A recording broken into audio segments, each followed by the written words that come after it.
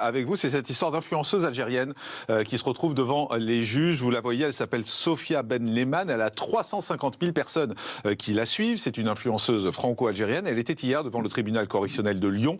Elle est poursuivie pour menace de mort sur les réseaux dans un contexte de tension entre Alger et Paris. Elle est venue à l'audience. Le parquet réclame 1 an de prison avec sursis, 240 heures de travaux d'intérêt général. Alors, pour la petite anecdote, elle est venue avec un t-shirt aux couleurs de l'Algérie.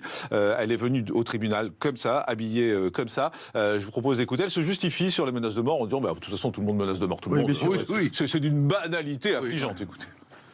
C'était des expressions anodines qu'on parle comme ça. Tu dis à quelqu'un, ouais, je t'attrape, je te tue, on entend ça tous les jours. Hein. Ah ben, dis donc, elle est bonne celle-là. Moi, je suis franco-algérienne. Ma patrie mère, c'est l'Algérie.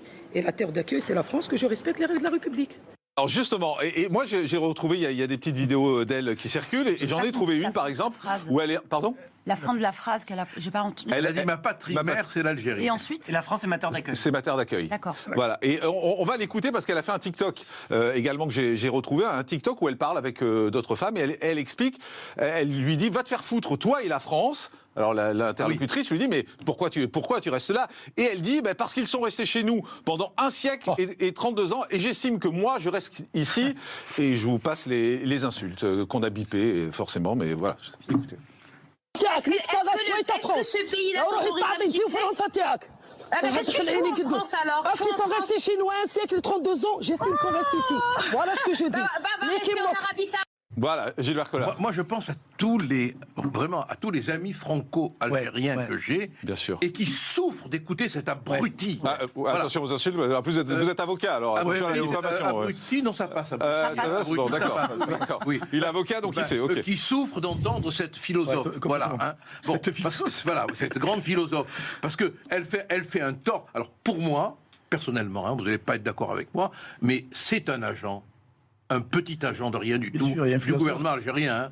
Ils se sont d'ailleurs, il y a eu un développement peut-être considérable. parce qu'elle a un cousin en Algérie qui a un problème qui est réglé, j'en sais rien. Mais là, c'est quand même très méthodique le truc. Hein. Elle arrive avec le drapeau, elle tient un propos, ma patrie, c'est l'Algérie.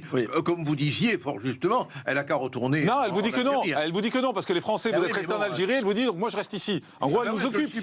Elle nous occupe en fait. Si elle a l'indépendance totale de la France, il faut qu'elle retourne.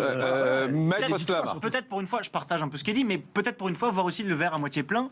Il y a une réponse judiciaire que je trouve ferme. Qu'est-ce qui a été requis? On n'a pas eu le délibéré. On n'a pas eu le délibéré. Mais la réponse judiciaire telle qu'à présent, c'est 1 an de sursis probatoire, donc avec des obligations. Ça veut dire qu'il y a des obligations. 240 heures de TI. Plus 240 heures. Il faut quand même se rendre compte de ce que c'est 240 heures.